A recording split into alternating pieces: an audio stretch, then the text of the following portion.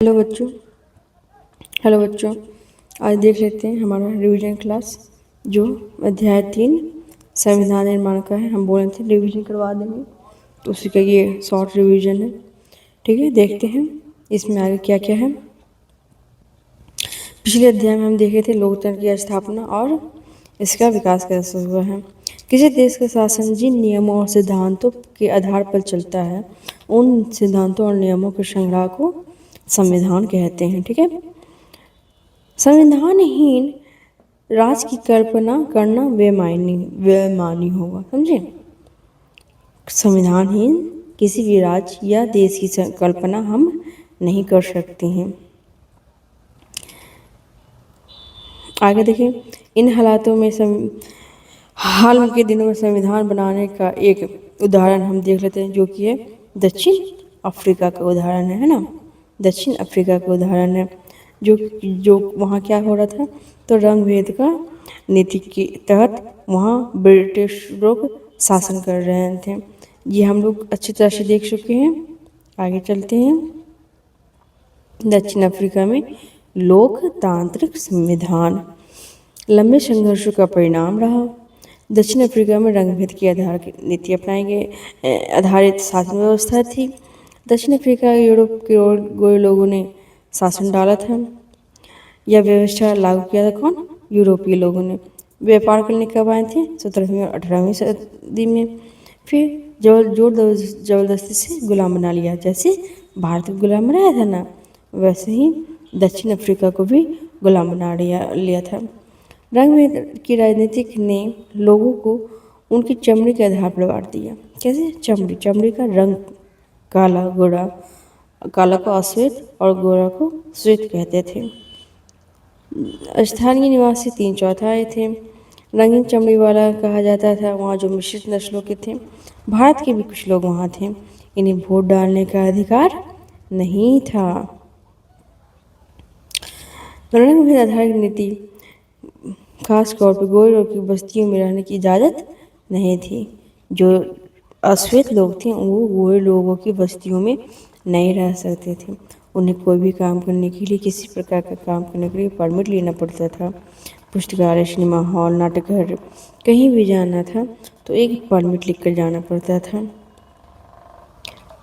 1950 में अश्वेत, रंग चमड़ी वाले और भारतीय मूल के लोगों ने इस रंगभेद की शासन प्रणाली के खिलाफ संघर्ष किया था। ठीक है, अनेक देशों में रंगभेद की निंदा की गई थी। इस व्यवस्था का अनेक देशों ने निंदा किया था। दक्षिण अफ्रीका के बारे में व्यवस्था के खिलाफ आवाज़ भी उठाया था, लेकिन गोरी सरकार के हजारों अश्वेतों, रंगीन चमड़ी वाले लोगों की हत्या कर दमन करते हुए अपना शासन जारी रखा था। अब आगे देख लेते हैं हमारा क्या है, नेल्सन मंडेला। नेल्सन मंडेला और उनके योगदान देख लेते हैं। रंगभेद के खिलाफ संघर्ष और विरोध बढ़ता गया तो सरकार को यह एहसास हो गया कि अब वह जोर जबरदस्ती से अश्वेतों पर अपना राज कायम नहीं रख सकती है, समझे। तो मीडिया प्रतिबंध लगाने की पाबंदियाँ उठाई गई थी। 28 वर्षों तक नेल्सन मंडेला को जेल में रखा गया था, समझ रहे हो, 28 वर्षों तक। आखिरकार दक्षिण अफ्रीका के में भी गणतंत्रात्मक प्रजातंत्र का एक नया झंडा लहराया। यह दुनिया का एक नया लोकतांत्रिक देश बना था। व्यवस्था समाप्त हुई और रंगभेद वाली व्यवस्था समाप्त हुई और सभी नस्लों को मिलीजुली सरकार के गठन का रास्ता खुला। दक्षिण अफ्रीका के पहले राष्ट्रपति कौन थे? नेल्सन मंडेला हुए। ऐतिहासिक रूप से एक दूसरे के दुश्मन दो समूह रंगभेद वाली शासन व्यवस्था की जगह शांतिपूर्ण ढंग से लोकतांत्रिक व्यवस्था अपनाने पर सहमत हो गए, समझे। कौन कौन? तो अश्वेत और श्वेत दोनों, क्योंकि दोनों एक दूसरे से भलमसाहत पर भरोसा था और वे इसे मानने के लिए तैयार थे। मनुष्य जाति पर विश्वास करना ही लोकतंत्र का आधार है, समझ रहे हो। लोकतंत्र का आधार क्या होता है? मनुष्य जाति पर विश्वास करना होता है। इसके आगे हम देख लेंगे अगुवाई की थी। दूसरी पार्टी ने आज़ादी के लिए अगुवाई की थी। नृशंस हत्या हुआ था वहाँ। 2 वर्षों की चर्चा और बहस के बाद बीच में विशाल संविधान बनाने में सफल हुए थे। इस संविधान में नागरिकों को व्यापक अधिकार दिया गया था। नागरिक को अधिकार दिया था अतीत के दुष्स्वप्न से बाहर निकलकर इस बात पर सहमति बनी कि अब से हर समस्या के संविधान में पूर्वाग्रह से मुक्त होकर सबकी भागीदारी होगी। पूर्वाग्रह का मतलब आप सबको पता होगा।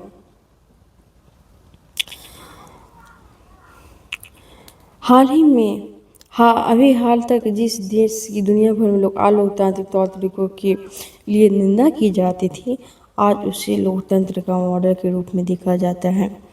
यह कार्य दक्षिण अफ्रीका के लोगों द्वारा साथ रहने, साथ काम करने के दृढ़ निश्चय, पुराने कड़वे अनुभव से ईंधन से समाज बनाने एक सबक के रूप में प्रयोग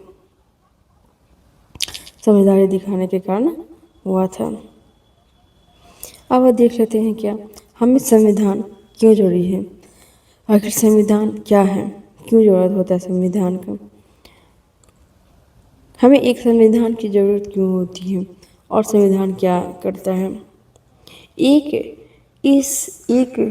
नए लोकतंत्र में दमन करने वाले दमन सहने वाले दोनों ही साथ साथ समान हैसियत से रहने की योजना बना रहे थे। दोनों के लिए एक दूसरे पर भरोसा कर पाना आसान नहीं था। कैसे आसान करा, जो कल तक मुझे दबाया है वो आज क्या अच्छे से रहेगा मेरे साथ, नहीं ना। तो हम कैसे भरोसा कर लें उस पर। बहुसंख्यक अश्वेत थे, वहाँ पे बहुसंख्यक कौन थे, अश्वेत थे। लोकतंत्र के बहुमत के शासन वाले मूल सिद्धांतों पर समझौता ना हो। उन्हें ढेरों सामाजिक आर्थिक अधिकार चाहिए थे। अल्पसंख्यक गोरे लोग संपत्ति और गोरे विशेषाधिकारों की चिंता थी। अल्प बहुसंख्यक अगर सरकार बनेगा, लोकतंत्र का मतलब होता है कि बहुसंख्यक का बहुमत के माध्यम से जो चुनाव जीतेंगे वो शासन करेंगे। तो वहाँ बहुमत तो था, बहुसंख्यक थे अश्वेत लोग। अगर अश्वेतों का सरकार बन जाता है तो जो अल्पसंख्यक गोरे लोग थे उनकी भी तो अपनी संपत्ति की चिंता होगी ना। लंबी वार्ता के बाद दोनों पक्षपात समझौता अपना रास्ता अपना लिए। एक व्यक्ति एक वोट पर सहमत हो गए। अश्वेत लोग भी इस बात पर सहमत हुए कि सिर्फ बहुमत के आधार पर फैसले नहीं होंगे, है ना। सिर्फ बहुमत के आधार पर फैसले नहीं होने चाहिए। ये सब देख रहे ना, क्या गारंटी भविष्य में नहीं तोड़ेगा, है ना। उसकी गारंटी भी तो दीजिए, संविधान बोल दिए, उसका गारंटी क्या है जो भविष्य में नहीं तोड़ेगा। ऐसी भरोसा बनाने के लिए उन्हें लिखित रूप से पिरोया जाता था। भविष्य के चुनाव कैसे होगा इसके बारे में नियम तय होकर लिखित रूप में आ जाते हैं। चुनी गई सरकार क्या क्या करेगी, क्या नहीं कर सकती है, लिखित रूप में मौजूद रहती है। इन्हीं लिखित नियमों नागरिकों के अधिकार भी होते हैं, परंतु ये नियम तभी काम करेंगे जब चुनाव जीतकर आने वाले लोग इन्हें आसानी से और मनमाने ढंग से नहीं बदलेंगे। इन्हें मनमाने ढंग से नहीं बदल सकते हैं। जो भी सरकार है, इंतजाम बुनियादी किया और कुछ बुनियादी नियमों पर सहमत हुए। वे इस बात पर भी सहमत हुए कि नियम सबसे ऊपर होंगे और भी सरकार इसकी उपेक्षा नहीं कर सकता। और कोई भी सरकार इसकी उपेक्षा नहीं, संविधान स्वरूप रही है, संविधान का कोई भी उपेक्षा नहीं करेगा। इन्हीं बुनियादी नियमों के लिखित रूप को संविधान कहते हैं। संविधान रचना सिर्फ दक्षिण अफ्रीका की विशेषता नहीं है, संविधान हर एक देश में होता है, हर एक देश में बनता है। संविधान सिर्फ सरकारों पर ही लागू नहीं होता। क्या संविधान सिर्फ सरकार पर ही लागू होगा? नहीं, वो हर संगठन, हर कायदे कानून वाले पे लागू होता है। स्कूल है, स्कूल भी लागू होता है, रोड है, रोड पे भी एक संविधान लागू होता है, सब पर संविधान लागू होता है। संविधान एक लिखित दस्तावेज जिसे किसी देश के नागरिक स्वाभाविक रूप से मानते हैं। संविधान सर्वोच्च कानून है। क्या संविधान कैसा है? संविधान सर्वोच्च कानून है। संविधान के अनेक काम, जिसमें से कुछ प्रमुख हैं। विभिन्न लोग के तहत बीच जरूरी भरोसा और सहयोग विकसित करना। दूसरा है सरकार का गठन कैसे होगा, किसी फैसले लेने का अधिकार होगा। तीसरा है अधिकारों की सीमा तय करता है और हमें यह बताता है कि क्या हमारा अधिकार है। चौथा समाज का, एक अच्छी समाज का गठन कैसा होगा, कैसे होगा। जिन देशों में संविधान है वे लोकतांत्रिक शासन वाले हों, यह जरूरी ही नहीं है, लेकिन जिन देशों में लोकतांत्रिक शासन है वहाँ संविधान होना जरूरी है। समझे ना, जरूरी है। ब्रिटेन के खिलाफ आज़ादी की लड़ाई के बाद अमेरिकी लोगों ने अपने लिए संविधान निर्माण किया। फ्रांसीसी के बाद फ्रांस में भी लोकतांत्रिक संविधान लागू हुआ था। इसके बाद यह चलन हो गया कि हर लोकतांत्रिक शासन व्यवस्था में लिखित संविधान होगा। अब हम भारतीय संविधान के कुछ पॉइंट देख लेंगे। भारत 1947 की स्थिति कैसी थी? खून खराबा हर तरफ हो रहा था। इस भारत जैसे विशाल और विविधता, विशाल मतलब बहुत बड़ा, विविधता मतलब अनेक प्रकार के लोग यहाँ पे रहते हैं। हिंदू मुस्लिम सिख ईसाई, गरीब अमीर सब प्रकार के यहाँ पे लोग रहते हैं। आसान काम नहीं था यहाँ पर संविधान बनाना। भारत के लोग गुलाम की हैसियत से निकलकर नागरिक की हैसियत पाने जा रहे थे। जो एक समय गुलाम रहा है उसे नागरिक की हैसियत दोगे तो कुछ तो सोचेगा, आखिर ऐसा क्यों? धर्म के आधार पर बंटवारा हुआ, बेबसी झेली। भारत और पाकिस्तान के लिए बंटवारा भारी बर्बादी और दिल दहलाने वाला अनुभव था। जुड़ी हिंसा, सीमा के दोनों तरफ 10 लाख लोग मारे जा चुके थे। बड़ी समस्या यह थी कि अंग्रेजों देसी रियासत अंग्रेजों ने देसी रियासत के शासन को आज़ादी दे दी कि वे भारत या पाकिस्तान जिनमें इच्छा हो अपनी रियासत का विलय कर सकते हैं। रियासत का विलय मुश्किल और अनिश्चित भरा काम था। संविधान लिखा जा रहा था तब देश के भविष्य इतना सुरक्षित और चैन भरा नहीं लगता था जितना आज है। संविधान निर्माताओं को देश के वर्तमान और भविष्य की चिंता थी। 1922 में महात्मा गांधी द्वारा यह उद्गार व्यक्त किया गया कि भारत का संविधान भारतीयों की इच्छा अनुसार होना चाहिए। किसकी इच्छा अनुसार होना चाहिए? भारतीयों की इच्छा अनुसार। 1924 में मोतीलाल नेहरू ने के द्वारा ब्रिटिश सरकार से यह मांग की गई थी कि भारतीय संविधान का निर्माण के लिए एक संविधान सभा का गठन किया जाए। 1928 में मोतीलाल नेहरू ने और 8 अन्य नेता कांग्रेस के एक संविधान लिखा। 1931 के कराची अधिवेशन में यह प्रस्ताव रूपरेखा रखी गई थी आज़ाद भारत का संविधान कैसा होगा। दोनों दस्तावेजों में स्वतंत्र भारत के संविधान में सार्वभौम मताधिकार, स्वतंत्रता, समानता और अधिकार अल्पसंख्यकों के अधिकार की रक्षा कही गई है। इस प्रकार संविधान की रचना करने के लिए बैठने से पहले ही कुछ बुनियादी मूल्यों पर सभी नेता सहमति बन चुकी थी। औपनिवेशिक शासन की राजनीतिक संस्थाओं की व्यवस्थाओं को जानने समझने के लिए एक नैतिक संस्था के स्वरूप तय करने की मदद मिली। अंग्रेजी हुकूमत बहुत कम लोगों को वोट देने का अधिकार। जब अंग्रेजी हुकूमत था इंडिया में, भारत में, तो वहाँ बहुत कम लोगों को वोट देने का अधिकार था।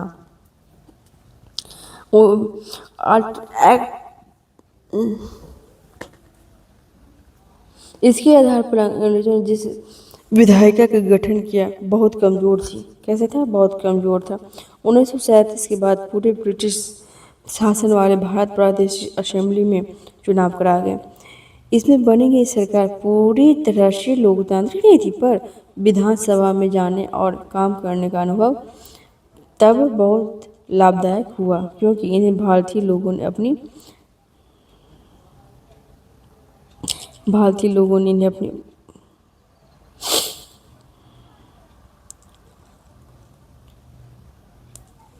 संभाल थी, लोगों ने इन्हें अपनी संस्थाएं व्यक्त पर बनाई गई थी, संस्थाएं और व्यवस्थाएं बनाई थी। इसी कारण भारतीय संविधान में कई संस्थाओं और व्यवस्थाओं को पुरानी व्यवस्था से लगभग जस के तस अपना लिया, जैसे कि 1935 का जो भारत का कानून था उसको अपना लिया गया है। ये था हमारा बुक का कंप्लीट होता है।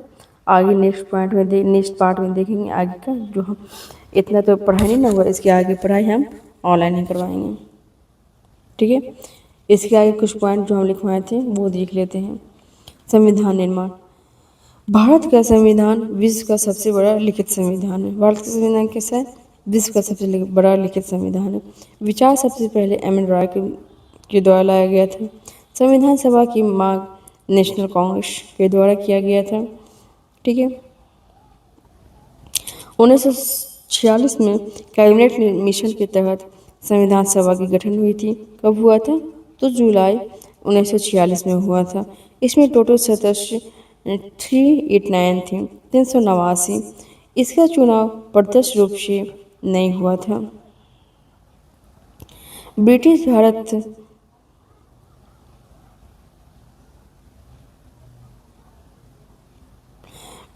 भारत का 296 सदस्य और देशी रियासत के 93। कितना? 93। फर्स्ट बैठक किसका संविधान सभा का कब हुआ था? तो 9 दिसंबर 1946 को न्यू दिल्ली में हुआ था। अस्थायी अध्यक्ष सच्चिदानंद सिन्हा जी थे और अस्थायी अध्यक्ष अपने राजेंद्र प्रसाद थे। उपाध्यक्ष कौन थे? H.C. मुखर्जी। कौन थे? H.C. मुखर्जी। संवैधानिक सलाहकार BN राव जी थे। मुस्लिम लीग ने संविधान सभा का बहिष्कार किया था। कौन किया था? मुस्लिम लीग। विभाजन के बाद सदस्य घटकर कितना हो गया था? तो सिर्फ और सिर्फ 299 रह गया था, बाकी सब पाकिस्तान चले गए थे। संविधान बनने में समय लगा था 2 साल 11 महीना 18 दिन, लगभग इसको 3 साल बोल सकते हैं। इसमें 11 सत्र हुए थे। लास्ट बैठक हुआ था 24 जनवरी 1950 को। 26 जनवरी 1950 को संविधान लागू हुआ था। इसी कारण 26 जनवरी को हम गणतंत्र दिवस मनाते हैं। हमारा जो प्रस्तावना है, हम भारत के लोग वे अमेरिका के संविधान से प्रेरित हैं। FR फंडामेंटल राइट्स भी हमारा अमेरिका के संविधान से लिया गया है। DPSP आयरलैंड से लिया गया। संसदीय प्रणाली जो है वो ब्रिटेन से लिया गया है। संघीय व्यवस्था कनाडा से लिया गया है। संसदीय व्यवस्था कनाडा से लिया गया है, ठीक है। इतना सही आपका कल टेस्ट होगा, अच्छे से रिवीजन कर लीजिएगा। Thank you. ओके, चैनल को सब्सक्राइब कर दीजिए। वीडियो अच्छा लगा हो, रिवीजन अच्छा लगा हो आपको तो लाइक कर दीजिए। इसका पार्ट 2 बहुत जल्दी आ जाएगा आपके चैनल पे।